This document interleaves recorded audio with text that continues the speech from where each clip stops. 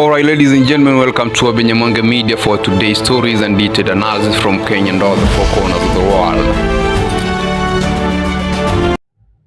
Today I have two very interesting stories, and the first story is about the organized crime and corruption reporting project that has come out to give the nominations they had asked people to give about corrupt person of the year. And surprisingly, Kenyans went to that site and gave their nominations.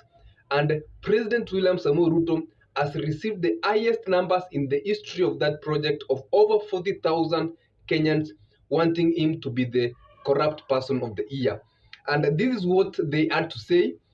Kenyan President William Ruto received the most public nominations in the OCCRP history, over 40,000. Kenyan called out corruption, youth unemployment, and a contagious finance bill.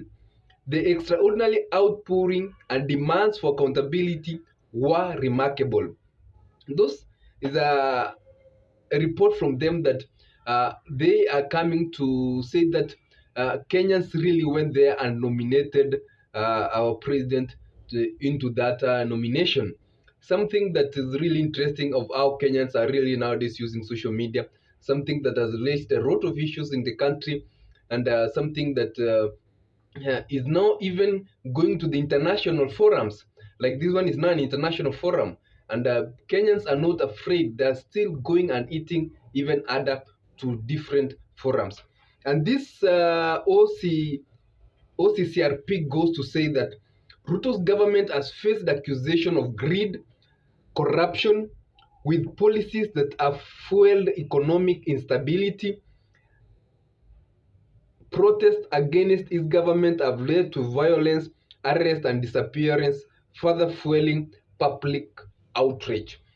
So they're going further, and they still went further to report and give that statement after Ruto received 40,000 nominations, the largest number in the history of that project OCCC RP survey, and it's something that's really trending right now in Kenya.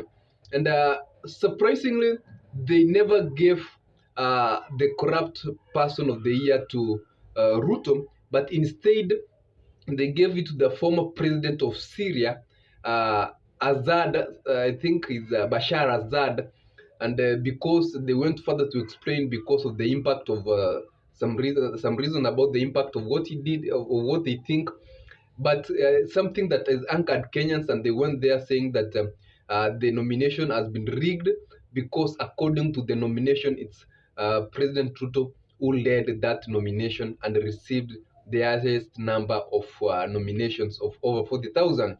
You can tell me what you think about this in the comment section, ladies and gentlemen, but always also remember to subscribe to our channel so that whenever we have such news, you are always notified. That's the first story, and then the first analysis. What do you think? Is it true? Is it are Kenyans really anchored? Are Kenyans really feeling betrayed by this government? What do you think about that? What do you think about the Kenyans and the use of social media?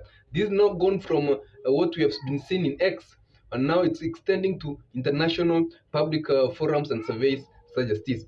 The second analysis story we have is about Professor P.L.O. Lumumba, who has come and it had about the Raila Amolo Odinga bid for the AU chairmanship. When he was asked about whether he supports Raila Odinga in the AU chairmanship position, and he declined. And he said that Raila Odinga, he doesn't support his bid for the AU chairmanship position. This is what Professor P.L.O. Lumumba had to say about the bid for Raila Amolo Odinga running for that post. I don't support Mr. Odinga's bid for a number of reasons, and I've already stated that in different fora. Number one, because his bid is an attempt to use the AU position to exile him from local politics so that this administration may get the support of his constituency. That is not a reason why you give somebody a seat that requires young and vibrant individuals. Mr. Odinga is going to be 80 in the month of January. Really, at age 81, should be writing his memoirs, not competing with younger people for holding an office, which is a secretariat's office. People who have held that office, they did not campaign in that manner. President Connery did not campaign in that manner. He was the first. Jean Ping of Gabon did not campaign in the manner that he is. Nkosazana and Lamini Zuma did not campaign in that manner. Mohamed Faki did not campaign in that manner.